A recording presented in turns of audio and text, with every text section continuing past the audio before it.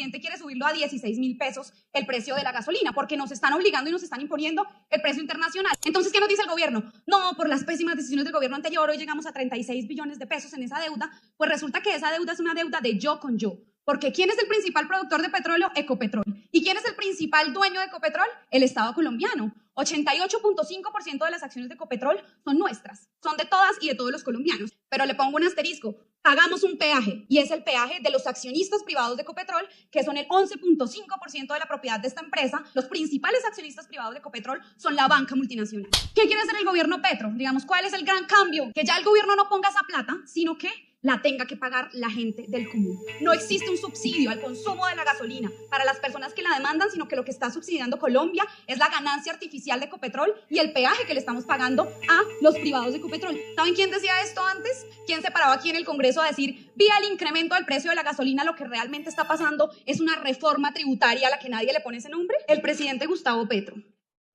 En realidad, la gasolina en Colombia produce una reforma tributaria cada mes sin necesidad de ley. O sea, el presidente tiene muy claro que cuando le suben el precio a la gasolina, los que reciben más plata son efectivamente Ecopetrol y vía los dividendos que Ecopetrol distribuye a la nación, más recursos para el presupuesto general de la nación. Y la gente ya no le cree ese cuento al presidente de que no, van a pagar los de los Audis, los de las Toyotas, porque ahora la gente está sintiendo efectivamente en su bolsillo el impacto de esta medida. Y eso que ni siquiera le han subido el precio a la CPM, porque en eso también han sido malintencionados, queriendo dividir al movimiento transportador, porque el presidente sabía que apenas suba el precio de la CPM, obviamente que va a haber voces que se pongan en contra. Entonces le prometieron a los camioneros que en junio del año pasado iban a revisar la fórmula de cálculo del precio del combustible y no lo hicieron. La cereza del pastel es que en la reforma tributaria de Duque, que obviamente hizo más de esto mismo, en donde nos metieron un golazo, que fue incluir el cálculo de ese fondo de estabilización de precios del combustible en el cálculo del déficit fiscal. Viceministra, usted sabe que incluir esta variable en el cálculo del déficit fiscal lo que va a hacer es de nuevo que Colombia se ponga la soga al cuello. Y por eso es que hoy el gobierno dice,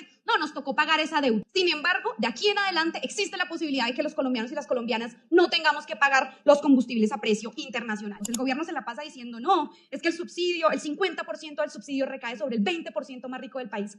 Pongamos los pies sobre la tierra. Hogares ubicados en el 90% más rico de Colombia son hogares conformados por personas que en promedio ganan un salario mínimo. 40% de los colombianos y de las colombianas sobreviven con la línea de pobreza, que son 427.000 pesos al mes. Y lo que tenemos que enfocarnos es en el 1% más rico, en el 5% más rico, en el 0.1% más rico de este país, en el 90% de la población, que es en el que va a recaer este incremento de la gasolina. El 65% del recaudo de esos 5 billones de pesos de reforma tributaria vía incremento del precio de la gasolina va a caer sobre las personas que ganan menos de 1.200.000 pesos en promedio por hogar. No es verdad que esto solamente vaya a afectar a las personas ricas, a las multimillonarias, que además, ñapa, tanquean con extra y todos aquí lo sabemos. No, que esta es una medida necesaria para la transición energética. Mientras no existan sustitutos, como lo ha aprobado la CEPAL, en los países de América Latina, encarecer el uso de hidrocarburos no va a disminuir las emisiones. Y ustedes lo saben tanto que no planean que la gente deje de consumir gasolina, sino que planean recaudar 5 billones de pesos del incremento del precio. El trayecto promedio en Bogotá en cicla es de 1 hora y 20 minutos. O sea, no es desde Chapinero al Congreso.